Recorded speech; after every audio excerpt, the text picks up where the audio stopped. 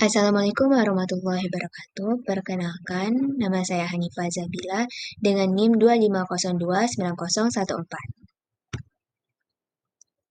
Pada kesempatan kali ini, saya akan mempresentasikan materi tentang hakikat ilmu pendidikan.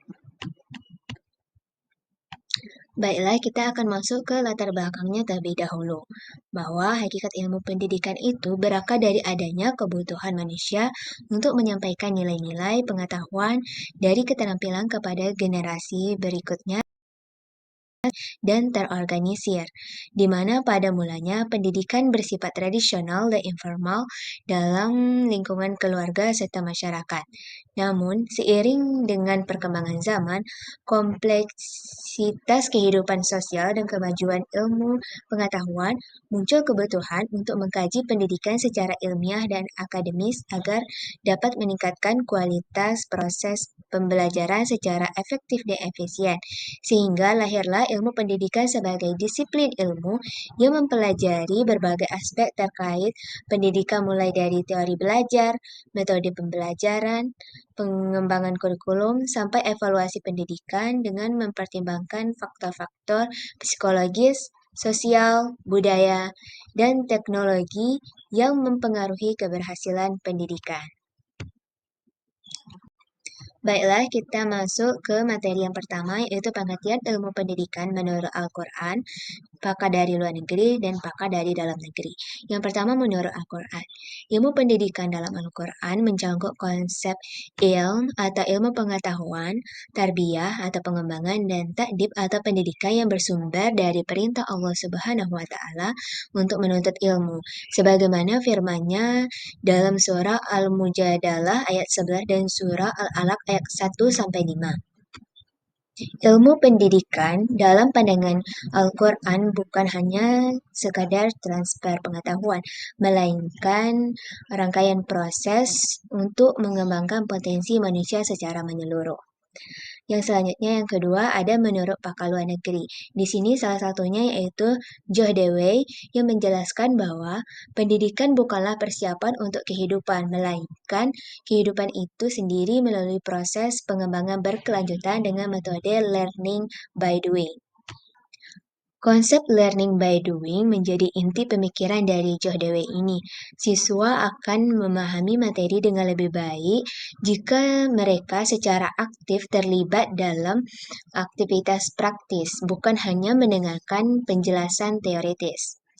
Yang ketiga itu ada menurut pakar dalam negeri. Salah satunya itu ada Ki Hajar Dewantara yang menyatakan bahwa pendidikan adalah tuntutan perubahan tingkah laku di dalam masyarakat melalui konsep Among dengan prinsip ing ngarsa sung tulada atau memberi teladan, ing media mangun karsa atau membangun kehendak, dan tutwuri handayani atau memberi dorongan. Ini menjadi dasar yang menggambarkan peran pendidik dan masyarakat dalam mendukung perkembangan peserta didik secara menyeluruh. Baik, materi selanjutnya itu adalah ilmu pendidikan sebagai ilmu teoritis, empiris, praktis, dan normatif. Yang pertama itu ilmu pendidikan sebagai ilmu teoritis. Ilmu pendidikan sebagai ilmu teoritis adalah ilmu yang mengkaji konsep, prinsip, dan teori-teori yang menjelaskan fenomena pendidikan secara sistematis. Tujuannya adalah untuk membangun pemahaman mendalam tentang mengapa sesuatu terjadi dalam dunia pendidikan. Yang kedua yaitu ilmu pendidikan sebagai ilmu empiris. Di sini ilmu pendidikan sebagai ilmu empiris adalah ilmu yang didasarkan pada pengamatan, pengalaman, dan data nyata yang dapat dibuktikan melalui penelitian ilmiah. Seperti eksperimen di kelas, survei kinerja guru, atau observasi proses pembelajaran untuk menguji kebenaran suatu teori pendidikan secara objektif dan terukur. Yang ketiga itu adalah ilmu pendidikan sebagai ilmu praktis, yaitu ilmu yang orientasinya adalah anwendung atau penerapan teori-teori pendidikan ke dalam praktik nyata di lapangan untuk menyelesaikan masalah-masalah pendidikan, seperti merancang pembelajaran efektif, mengembangkan strategi pembelajaran inovatif, dan mengelola pendidikan secara profesional. Yang terakhir yaitu ilmu pendidikan sebagai ilmu normatif, yaitu ilmu yang berkaitan dengan nilai-nilai, norma, dan ideal yang harus dianut dalam pendidikan berdasarkan pertimbangan filosofis, etis, dan sosial, seperti menentukan tujuan pendidikan yang baik, menetapkan standar perilaku yang benar, dan menjunjung tinggi nilai-nilai kejujuran, keadilan, dan kemanusiaan dalam proses pendidikan. Selanjutnya materi ketiga yaitu peranan dan kedudukan ilmu pendidikan dalam penyelenggaraan pendidikan. Yang pertama yaitu peranan ilmu pendidikan dalam penyelenggaraan pendidikan.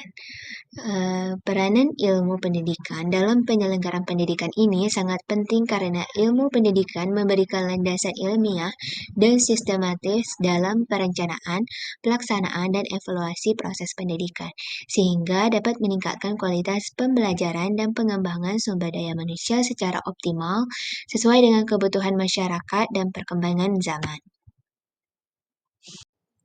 Selanjutnya yaitu kedudukan ilmu pendidikan dalam penyelenggaraan pendidikan.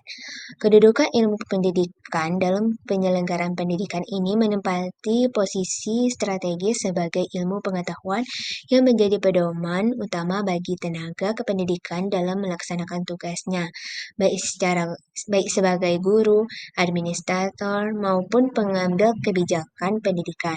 Karena ilmu pendidikan menjadi acuan untuk menentukan tujuan, metode, evaluasi, ilmu pendidikan memastikan bahwa penyelenggaraan pendidikan berjalan secara efektif dan efisien.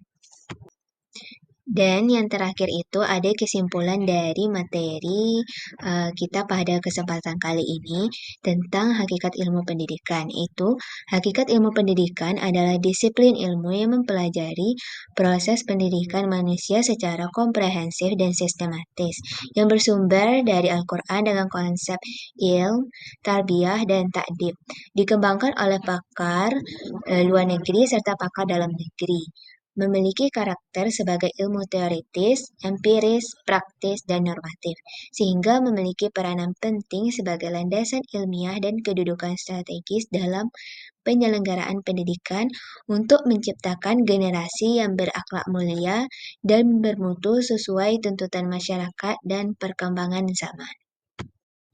Baiklah, itulah pembahasan materi tentang hakikat ilmu pendidikan pada kesempatan kali ini. Apabila terdapat kesalahan atau kekurangan, mohon dimaafkan. Saya tutup dengan wassalamualaikum warahmatullahi wabarakatuh.